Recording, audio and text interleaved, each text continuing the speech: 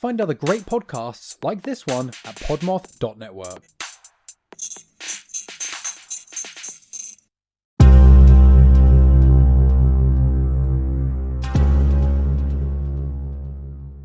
We are the Brutal, Bizarre, and Boozy Podcast. I'm Declan, the son. And I'm Jane, the mom. This is the podcast where we talk about brutal crimes like serial killers and the random one-off murder. We will tell you about bizarre occurrences like alien abductions and monsters in the dark. And we just might get you drunk with cocktails themed around one of our stories. At the very end of every show, we like to lighten things up and cleanse the palate from the tragic and terrifying stories. So we end our time with a chaser. You might get to hear crazy stories about our pets or just silly movie recommendations. Give us a listen. We are the Brutal, Bizarre, and Boozy Podcast.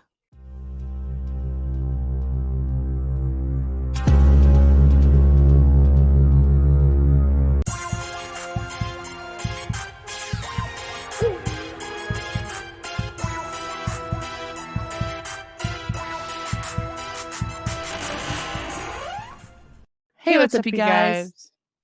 I'm Catherine. And I'm Haley. And we are Saturdays for the Ghouls, a Podmoth podcast. How you doing? I'm great, Catherine. How are you? I'm fine. What are we talking about today? You know what's sad? Like, as I was like, so me and Bailey watched Escape Room, and then I think we started watching another movie, and I was like, damn, I should have done this for the podcast. Don't get me wrong, Spooky Babes. So this movie's, I enjoyed this movie that we're going to be talking about, but I was definitely felt rushed to pick this movie. So yeah, your girl got a lot going on, but it's fine. We're fine. We're here. Everything's fine. Everything's on fire. Yeah, exactly. What movie are we talking about? We're talking about The Dark and the Wicked. So why did we pick The Dark and the Wicked? You know, I want to have a good inspirational reasoning, but honestly, there's no inspiration. Just that I saw it on TikTok. Yeah, it was under all the dramatic ass most disturbing movies. Yeah, movies that couldn't finish. This movie will wreck you. Blah. Yeah, I mean, I do eat those TikToks up because I'm always looking for something to just wreck my soul. Mm-hmm. Because again, the only way I'll feel something, because I la my way through life, the only way I'll feel something is through some sort of media that wrecks me. Exactly. That's how you know that she was an emo kid. Where are you? I was. Oh, don't get me started on Linkin Park, baby. I love Linkin Park. Damn. Any band full of boys that were mad at their dads were just my jam. True. But Catherine. Haley. So The Dark and the Wicked. Yes. It's not that big of a movie. It was, it was an indie film, but for an indie film, it was really, really, really good. Yeah. Catherine, I think Catherine probably hates this movie. I'm going to call it now. I don't hate the movie. She has some dislikes. No, I will save it for when we're talking about the movie more. Okay. All right. So let's jump into it then. Let's get the ball rolling. All right. So we got The Dark. We got the Wicked movie. Okay. Well, here's the synopsis. Okay. Plagued by waking nightmares, two siblings suspect that something evil is taking over their family at an isolated farmhouse. That's a good synopsis. Mm-hmm. I was like, all right. Wow. What's the more chaotic Catherine's version? I want to know. Okay. Goats. Old lady doing creepy things, doing scared things. Husband's dying. Sad face. Kids come to check on dad and mom because dad's probably not living much longer. She's like, you shouldn't have come. And so then really weird things start happening to a lot of different people. And we have, let's see, death,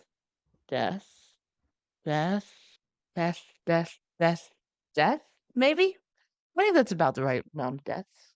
Anyway, And then the daughter is like the final final girl. The brother is like the fucking coward. The dad is sad. The mom is not Suicidal. sleepy. But there are Nice. lots of goats. Lots of goats. Fun. So many goats. And baby goats. Baby goats. They were so cute. Which technically we didn't see them die, so they're still alive. They are. Without question, they're still alive. Okay. No doubt. All right. So let's jump into it. We got Louise and we got Michael. Those are the brother and sister duo coming to take care of mommy and daddy at this abandoned farmhouse, whatever. This creepy ass farmhouse. Now, I know that they're not all related because they're actors, but they don't even look related. None of them look related. I mean, they're all white, so that's all they gotta do. I mean, we all look the same. It's true. I mean, who is it? Have you seen some celebrities? They look exactly alike. You mean Chris and Chris? And Chris? Chris and Chris and Chris? Yeah. Chris Hemsworth, Chris Evans. Oh, Chris and Chris Pine. Pratt and Chris Pine. They all look fucking same. They're just like copies and pastes of the same person over and over again. They're the Chris's. They're the Chris's. Yeah, sure. When you said Chris, I thought of Kris Kardashian. Oh. And I was like, Maybe not her. I think she's paid a lot of money to look like nobody else. They all have. Yeah. But yeah, we got Louise. We got Michael taking care of mommy and daddy, which, by the way, we never know their real names. It's just mother and father in the credits. And they do a piss poor job at it. They're not the greatest. I mean, come on. The father figure, he literally got paid to just lie there. Anyway, so the dad's in like this like coma thing. So he never really talks, doesn't really do much on his own. So we got the family of 4. So they live on this farm. The parents do. They got like 20 million goats. Okay. There's so many goats. Thousands, billions of goats. And that's it. That's all they have. They don't have anything else but goats. But anyway, so Daddy Dearest is dying. Mommy Dearest is creepy as fuck. The kids show up and is like, Mom, we want to be here for you, blah, blah, blah. She's very hostile. And she's like, y'all shouldn't be here. Y'all need to leave, And she's like, get the fuck out. And the kids are like, no, Mom, you can't do this on your own kind of thing, blah, blah, blah. And to them, their mom is going psycho because she's not acting like herself. She's cutting up this carrot for like 10 hours. Everyone goes to bed. She's still at shopping. And then poor mommy Dearest, she starts mutilating her fingers, which is lovely. Love that. And then she goes and unalives herself in the barn. So, Hi, Sam. yeah. So that happened. And then the kids are like, why would she do this? Blah, blah, blah. So that triggers them and to start digging into what's been going on while they haven't been there. They find their mom's diary and she's like in her diary writing notes about some creepy ass shit. Like she describes this one situation where something was trying to like take over her husband's body and she could feel it and blah, blah, blah. So, ladies and gentlemen, we got a demonic possession up in here. So throughout the movie, like lots of weird, creepy little minor jump scares are happening, like big jump scares are happening. It's nothing new here for us veteran horror fans, but the atmosphere is creepy as fuck. It's so creepy. Mm-hmm. The cinematography, great. It's very tense. Everything about this movie, it's the perfect little concoction for a good little horror movie. Mm-hmm. And it's all in one spot mostly. Yep. But it is over the course of like a week, and it does let you know it's like Monday, Tuesday, Wednesday. Yeah. So yeah, over the course of the week, it's getting creepier and creepier. The siblings are both slowly just going into the mouth of madness. And us as viewers, like, I actually had to research some of this because even though I watched it, I was still confused because I'm a little bitch sometimes, so I did close my eyes. So I was like, oh, like confused at some parts. So when I was researching it, I was like trying to look it up.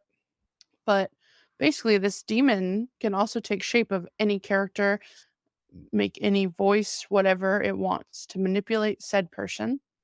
And honestly, it freaked me out because it faked me out too, because I didn't even realize that it was the fake person. Because the priest guy, Mm-hmm. there's a priest character in the movie that the siblings meet up with, and he explains to them that, oh yeah, he was working with their mom and trying to help her out, blah blah blah. The son blamed him for putting the demonic Idea. yeah, like the ideas in her head, whatever. Turns out that man was never there. That was the fucking demon. Mm-hmm. I didn't even realize that. Yeah, I mean, no And one realized it till the phone call. yeah, so basically the demon priest guy gave the sister the real priest guy's number, and so she calls him and he answers and he's super confused and he's like, I live in Chicago, I've never been to Texas, which is where they are. And it's just like oh my god, like, whoa. And it kind of gives off like Smile vibes, if y'all have seen Smile, because when the demon like transforms into whoever they want, they act normal to a point, but then they start to get this menacing like grin, and that's when I'm checking out and I'm like, fuck that, Smile scarred my ass. So no thank you. You can take I'm already not happy as is. I don't want to see a smile in a horror movie. That's scary. That's the scariest thing I ever did saw. Okay. But yeah, so it's very creepy. I would go give it a watch. You will have to have Shudder though if you want to watch it for free on Amazon Prime. Or you can rent Sure. $3. Or you can rent it for $3. Shudder is also only like $5.99 a month. So this is not sponsored, by the way. Shudder is the Netflix of horror movies, and slowly more and more demonic things are happening. All the goats die except for like 3 or 4 goats, and one was pregnant. So there's baby goats, and me and Catherine were like, if those babies die, It's over for over. this movie. It's over. But no, it didn't show them die. So in my brain, they're fine. They're alive. Even though no one else in this movie is fine. Spoiler alert. Also, like, we did see a lot of casualties from goats. It wasn't those babies, but it was a lot of goat casualties. Mm-hmm. Like hundreds of goats. Oh yeah. Oof. There was a lot. There was a lot. And that one poor goat that lost its leg, like it was just wobbling on one leg. The part that the movie is a little slow, so like it has a very like climactic beginning with the mom and everything. But and it's kind of like slow, but it's got some spooks in there. So it's a little spoopy. But a lot of the spooks are kind of like she's walking by a doorway and it's a side view camera shot and you just see someone in the doorway. It's a lot of those. So it's a lot of like quicks.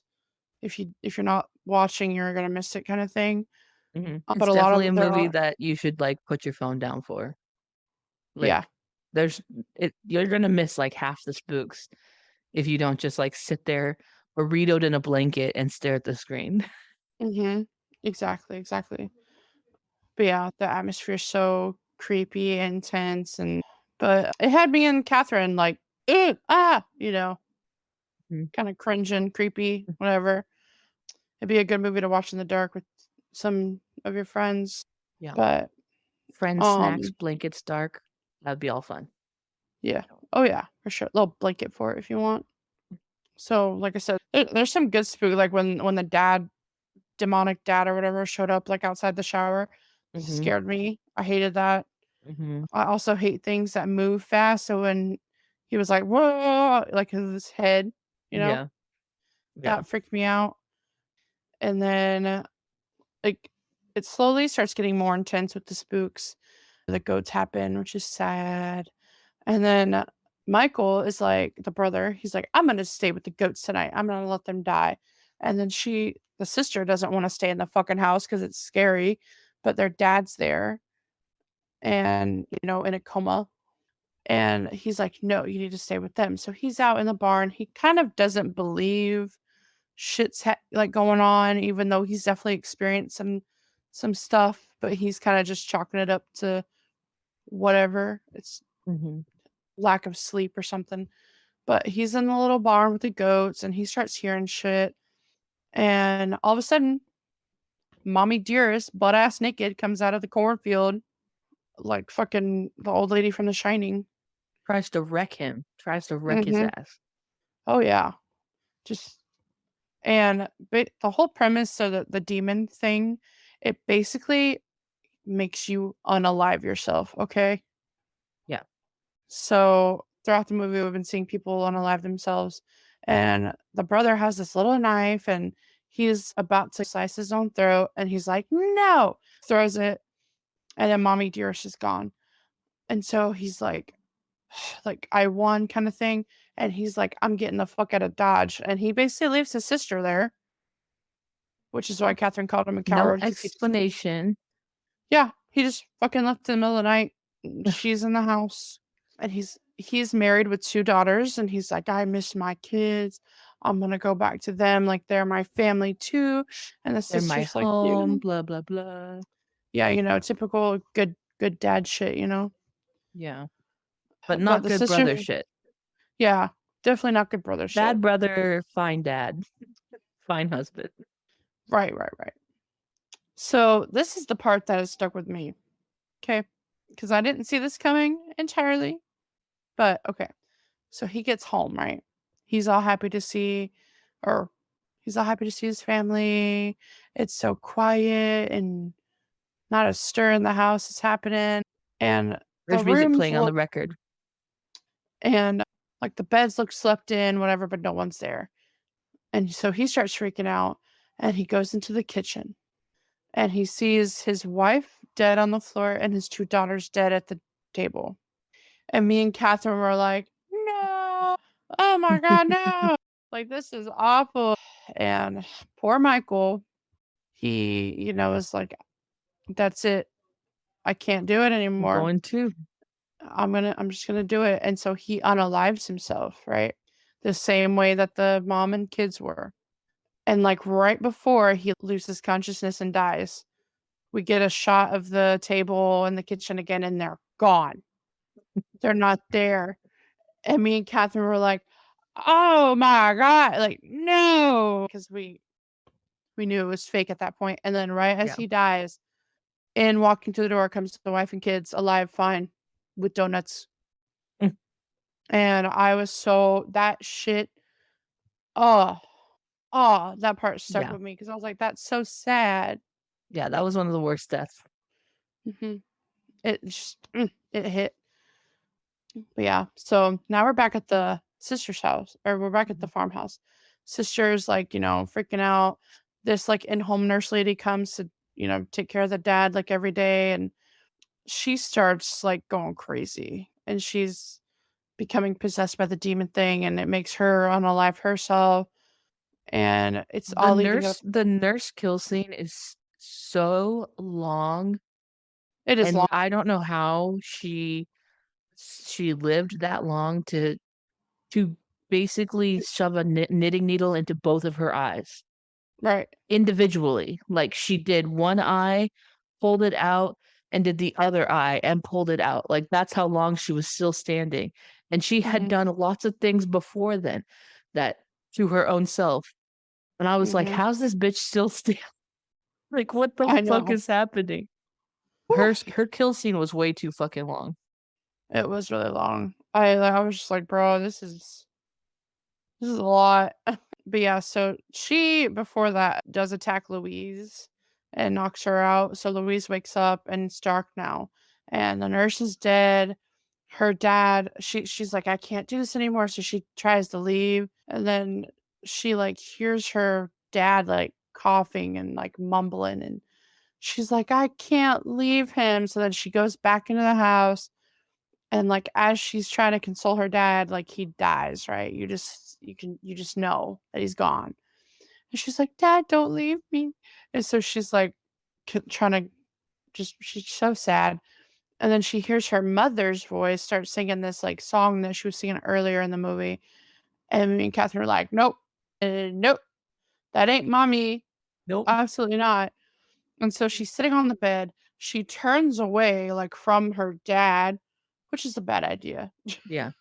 And she's like looking at the doorway, and all of a sudden, last frame of the movie is a side view shot of just the demon thing like rising up as her dad and like grabbed and chomped on her. Yeah. And yeah, it was a movie. It was a movie, that's for sure. The craziest part was that there was so much emphasis throughout the movie about, from the nurse specifically, that like that it would be the most terrible thing if you died by yourself, or you died alone, or you died without anybody. And if you think about it, the mom, the caretaker of the land, the son, and the daughter both died, and Alone. kind of the nurse alone. And there was like this overarching like idea of, because of the fact that the dad was sick and he had so much of his family with him because he was sick, and it was like good that he wasn't alone in this. There was like this overarching lesson of like, you don't want to be alone when you're dying, and like all these people are possessed and dying basically alone. And that's like the scariest part of it. That's part of the reason why it's such a scary movie, is that it toys with the human part of you of like having to die by yourself. Like if you get possessed by yourself, there's no one to stop you, you know? It's very scary. That's what I was thinking when, especially when the son told himself. Yeah, that part was so sad. Yeah. Oh, But he was either going to do it there, or he was going to do it with the goats. I don't think that there was anything he could have done to make it. It was like Final Destination. Like, he saved himself the first time. I don't think there was any other way that he was going to be living his life any further after encountering that, whatever that was. The demon. Yeah. Yeah. And like there's no origin, like there's no speak of where this demon came from, like when it came. I think the story is that the dad is like this shell, like Insidious. It's basically like Insidious. The dad's just this shell, and he's stuck. His body, his soul is stuck somewhere else, and it's just calling to this demon to come take it. Basically, I think is the premise. But I thought it was really good. And I don't know if this is part of the origin, if there was one, but the fact that they're on a goat farm and goats have like satanic ties. Oh yeah. You know, like goat devils, goat whatever, devil goats, whatever. You know, they're in all those tattoos and artwork and stuff. So like they're on a literal goat farm. So, like that couldn't be by coincidence. I'm not saying if you have a goat farm, you're like part of the devil worshiper club. I'm just saying that was probably some sort of symbolism from the makers of the movie. I'm just saying. Right. Okay. So this movie, it came out November 6, 2020 to the US. November again. I know. Why is everything fucking happening in November? I don't know. A lot of movies get released in November. It's weird because I remember growing up, I was like, oh, it comes out around my birthday. Ah. Yeah. I think that like most of the Harry Potter and almost all the Twilight movies all came out in November too. And Hunger Games. But the movie, like I said, it is an indie film. So it premiered at a festival first, which it was the Fantasia Film Festival in Montreal. It premiered August 28th. After the film festival is where RLJE Films, it got the distribution rights and decided to distribute said movie in November to the US. Nice. I think it did get a limited theatrical release because from what I found, I couldn't find budget, which honestly, I don't think they spent too much on it because they basically worked with what they got. Because, fun fact, the farm that they're using, it's the director's parents' actual farm in Texas. So nice.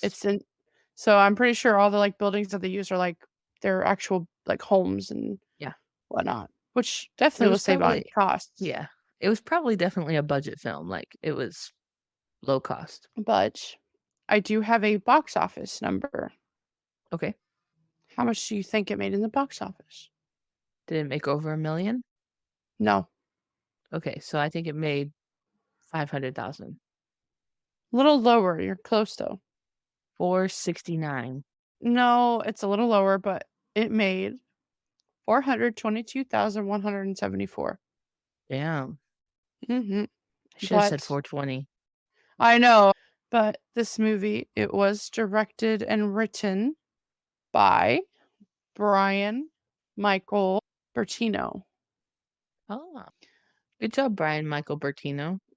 Well, I only wrote his middle name because the other fun fact is there's a lot of Michaels in this. Catherine already knows one of them because she saw it on the credits, but Brian Michael Bertino made the film. There's also a character named Michael in the movie, and the actor that plays said character is Michael Abbott Jr. Nice. Michael's all No, around, I bet. baby. Yeah, I bet you that Brian, if he, wrote and directed or whatever, made Michael because of his middle name. I don't know, maybe. Oh. Maybe. Brian, we have some questions for you. Brian, news outlet. Coming in live, Brian Michael Bertino. What does the name Michael come from? He's like, my mom? My mom. Her name was Michelle. But anyway, I do have a fun fact about the director.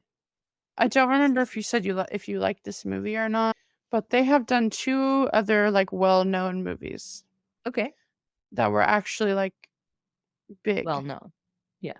But I guess they are a little smaller. I think the first one did go in theaters. I know the second one went in theaters for sure, but it's the first. It's a sequel. It's an original and a sequel. Okay. He also wrote and directed The Strangers. Oh, all of them? Mm-hmm. Or just the first one? He did the first and second one. The Strangers Pray at Night. The Strangers movies actually scare me, really down to my core. I have a hard time sleeping after those movies.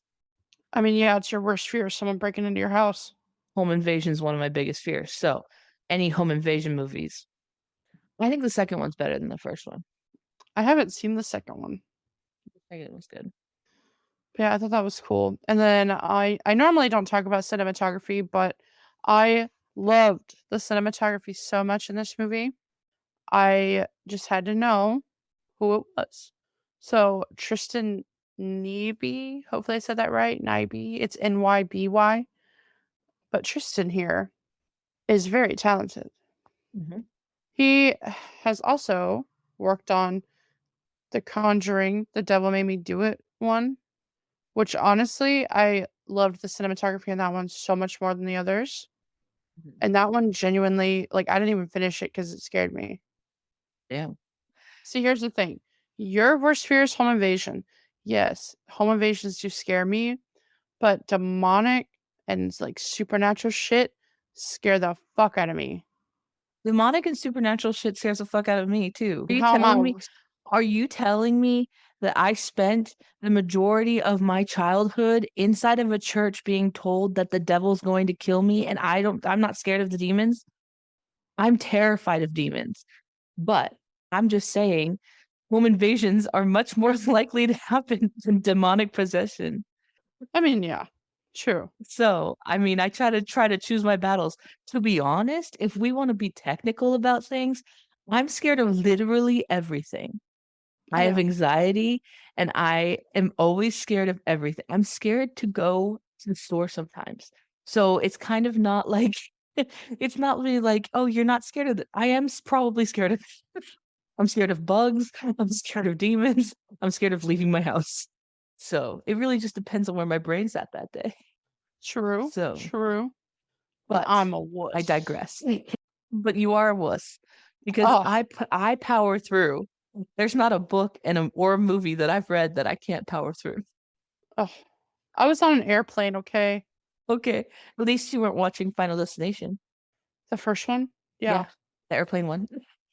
I feel like the passengers would be like, "Are you okay?" I'd be like, "Yeah, it's just my comfort movie when I'm flying."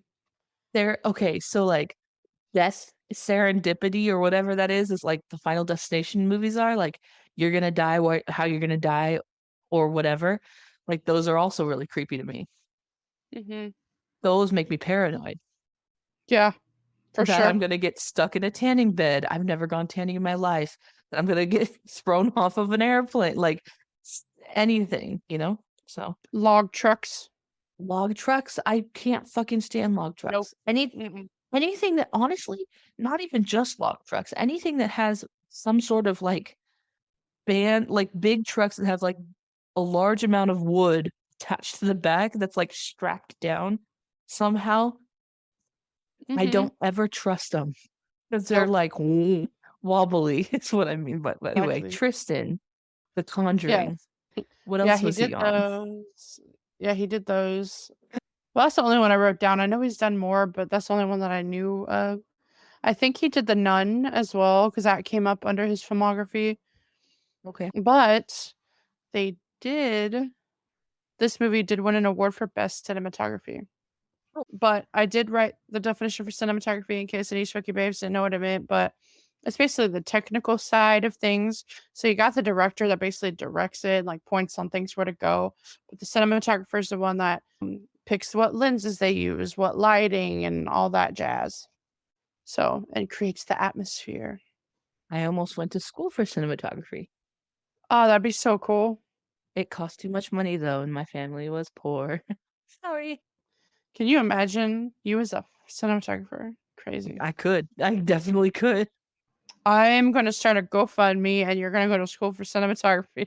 I mean, okay, so here's the thing. At this point, in this day and age, there's so much free information on the internet that I wouldn't need to spend all the money on school. That if I could get money to just fund me learning about cinematography, not just like going to school, like buying me equipment so that I can learn about the equipment, that would be more probably beneficial than sending me to school for it.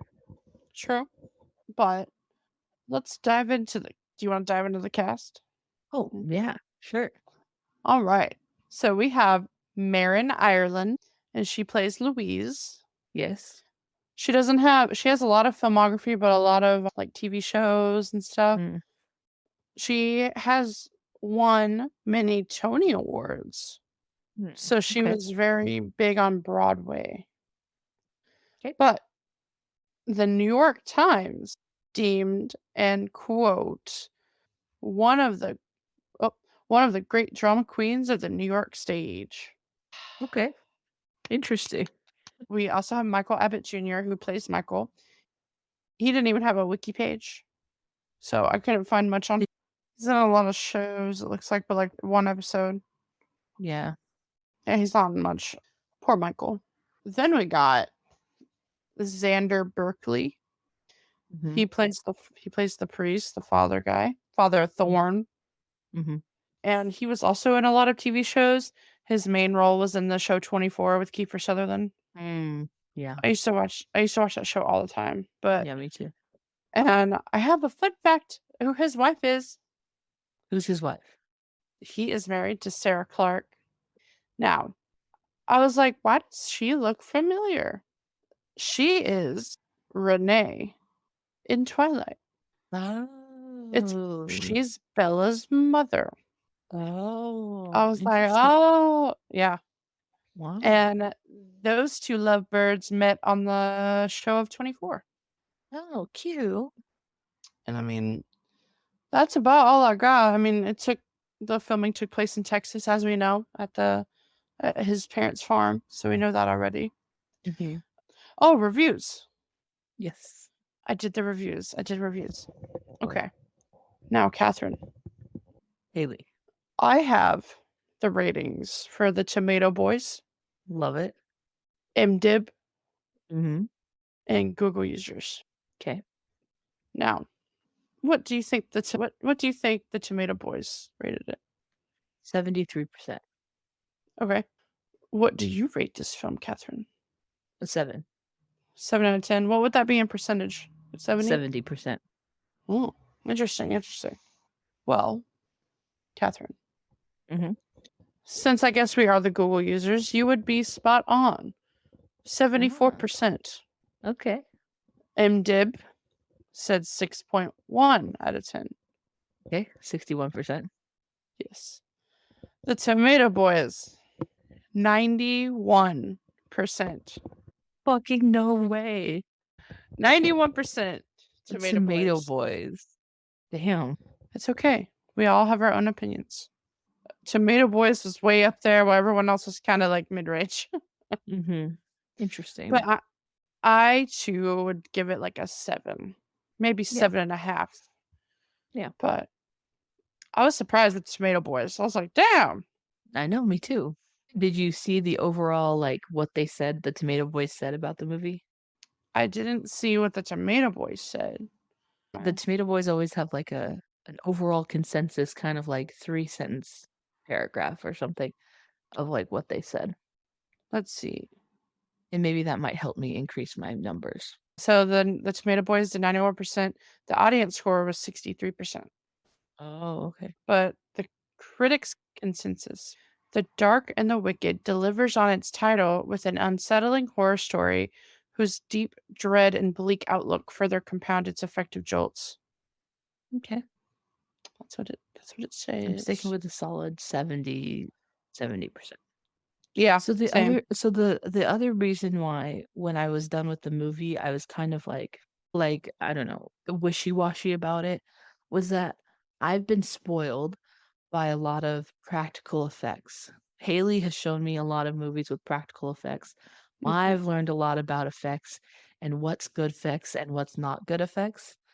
And the effects in this movie are, I would say, low budget. Yep. And so, like, although it's very creepy and there's lots of kill scenes or death scenes, I felt like the effects were not up to the same standards as some of the other movies we've seen just on the podcast together, let alone the other movies I've seen in just like life in general. The spider. The spider. Yeah, the spider was like super fake. Yeah, it was really bad. Anyway, well, I agree. We're all 7.5 out of 10. Overall, good movie, great little spooky movie. Watch it in the dark. It's on Amazon Prime. Either you can rent it for what, $3.99, or if you have a Shudder account, it's free. It's on there to stream. Give it a good little watch. That'd be cool. Or don't. I ain't your mom. It's fine. Do what you want. Do what you want. I mean, we have told you basically all the important parts, so it's kind of like you watched it already. Yeah. And if you haven't watched it before you listen to this podcast, what the fuck are you doing with your life? Wow.